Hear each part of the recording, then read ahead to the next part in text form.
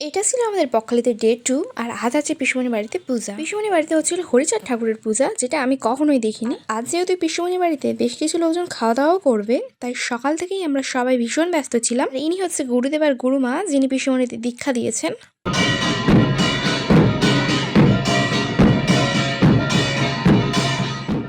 আমি যেখানে থাকি বা তার আশেপাশে হরিচাঁদ ঠাকুরের দীক্ষা আমি কাউকেই কখনো নিতে দেখিনি, তাই এই পুজোর সম্বন্ধে আমি কিছুই জানি না। এখানে এসে সবকিছু দেখছি আর প্রথমবার জানছি। দেখো, এটাই হচ্ছে হরিচাঁদ ঠাকুর। এখানেই আজ ওনাকে প্রতিষ্ঠা করা হয়েছে। আমি সত্যি বলছি, কখনো এই ঠাকুরটাকে দেখিনি পর্যন্ত। যাই হোক, পূজা হয়ে সবাই খাওয়া দাওয়া মিটতে মিটতে প্রায় 3:30 মতো বেজে গিয়েছিল। আর আমরা সকাল থেকেই বিচের ধারে যাওয়ার অনেক চেষ্টা করেছিলাম, কিন্তু বাড়িতে লোকজন থাকার জন্য আসতেই পারিনি। তাই সবাই চলে গেলে 3:30টার সময় খাওয়া দাওয়া করে স্নান করতে চলে এসেছি। লাস্ট টাইম সমুদ্রে স্নান করেছিলাম প্রায় 8 থেকে 9 বছর আগে।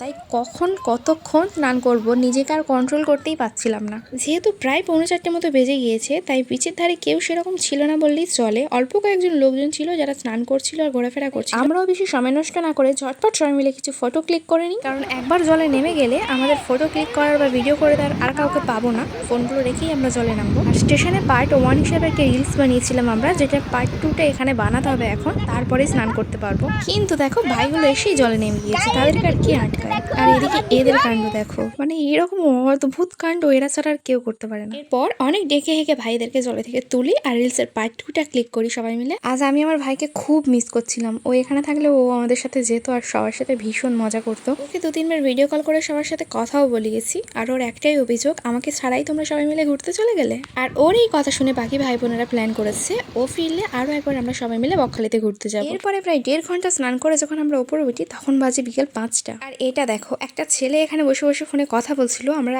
সেটা জলে থেকেই লক্ষ্য করেছিলাম। আর তিনি কথা বলতে বলতে এটা বানিয়ে ফেলেছেন। সে যাই হোক, জিনিসটা কিন্তু খুব সুন্দর বানিয়েছেন। এরপর বাড়ি ফিরে ফ্রেশ হওয়ার পরে আমরা বুঝতে পারি যে আমাদের প্রত্যেকেরই ভীষণ খিদে পেয়েছে, তাই আমরা আবারও একবার খেতে বসে পড়ি সবাই মিলে। আসলে দুপুরবেলা স্নান করতে যাওয়ার এক্সাইটমেন্টে আমরা সেরকম ভাবে খাওয়া দাওয়া করিনি। খাওয়া দাওয়া করে অল্প একটু রেস্ট নিয়ে 1:45টার দিকে আমরা আবারও ঘুরতে বেরিয়ে পড়ি। বেশি দূরে কোথাও নয়, বিচের কাছে যে মার্কেটটা আছে আমরা ওখানে গিয়েছিলাম সবাই মিলে। মার্কেটে অল্প একটু ঘোরার পরে আমরা আজকেরও আবার সেই টাওয়ারের উপর উঠেছিলাম। আসলে এই জায়গাটা এতটাই পিসফুল, এখানে বারবার আসতে ইচ্ছা করে। চলো আস্তে আসি, দেখা হচ্ছে পরের অন্য কোনো ভিডিওতে। ততক্ষণ যদি ভালো থেকো, সুস্থ থেকো, সবাইকে ভালো রেখো, বাই।